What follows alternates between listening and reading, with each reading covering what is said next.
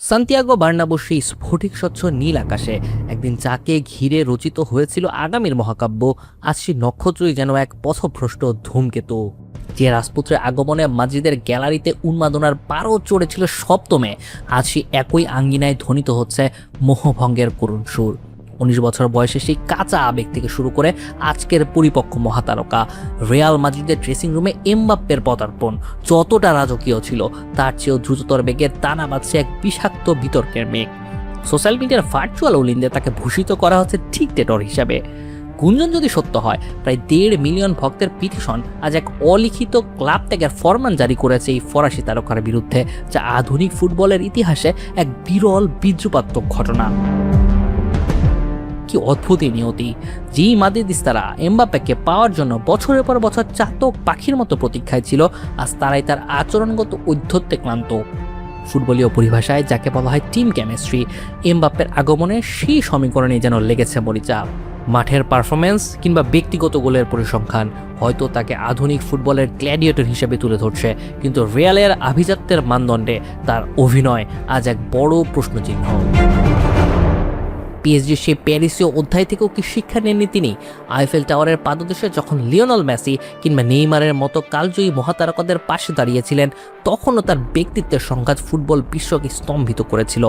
মাঠের মাঝখানে পেনাল্টি নিয়ে শিশুতোষ বিবাদ কিংবা ড্রেসিং রুমে নিজের একচ্ছত্র আধিপত্য কায়েমের চেষ্টা তাকে একজন দক্ষ ফুটবলারের চেয়ে একজন ক্ষমতালোভী হিসেবেই বেশি চিত্রায়িত করেছিল। প্রতি ট্রান্সফার উইন্ডোতে মাদ্রিদে যাওয়ার একরকম নাটক সাজিয়ে পিএসজি ভক্তদের আবেগকে যেভাবে তিনি দাবার গুটি বানিয়েছিলেন, আজ একই নাটকের দৃশ্যপট যেন মাদ্রিদের আঙ্গিনায় অভিনত হচ্ছে, তাও আবার এক ভিন্ন প্রেক্ষাপটে। লিগ ওয়ানের সহজ ট্রফিগুলো তার নামের পাশে শ্রেষ্ঠত্বের তকমা দিলেও পিএসজিকে চ্যাম্পিয়ন্স লিগের সেই আরাধ্য স্বাদ দিতে না পারার ব্যর্থতা আজও তার ক্যারিয়ারে এক বড় ধরনের রাখে। আর এখন রিয়ালে এসেও যখন তিনি দলের চেয়ে নিজেকে বড় করে দেখার স্পর্ধা দেখান, তখন মাদ্রিদ ভক্তদের ধৈর্যের বাঁধ ভেঙে যাওয়াটাই তো স্বাভাবিক। শুধু মাঠের ফুটবলে নয়, মাঠের বাইরের ইগোর লড়াইও এমবাপ্পে আজ পর্যদুস্ত। ফুটবল ইতিহাসের পাতায় অনেক বড় তারকা এসেছেন, কিন্তু রিয়াল মাদ্রিদের সাদা জার্সি কখনোই ব্যক্তির ঔদ্ধত্যকে প্রশ্রয় দেয়নি। গোল সংখ্যা দিয়ে হয়তো তিনি রেকর্ড বইয়ে অমরত্ব পাবেন, কিন্তু ভক্তদের হৃদয়ে যে সিংহাসন তিনি হারিয়েছেন তাকে ফিরে পাওয়া সম্ভব? 1.5 মিলিয়ন ভক্তের সেই ধিক্কার কি এক নতুন পতনের ইঙ্গিত দেয়?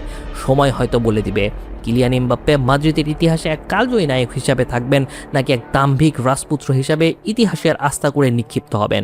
বার্নাব্যুর ঘাসে এখন কেবল গোল নয়, খোঁজা হচ্ছে এক বিনয়ী নক্ষত্রকে। এমবাপ্পে কি পারবেন তার এই ডিক্টেটর তকমা মুছে আবারও এক রাজকীয় মর্যাদায় ফিরে আসতে, নাকি অহমিকারী আগুনে ছাই হয়ে যাবে তার আজন্ম লালিত স্বপ্ন? মুনিম শাহরিয়ার, 71 টেলিভিশন।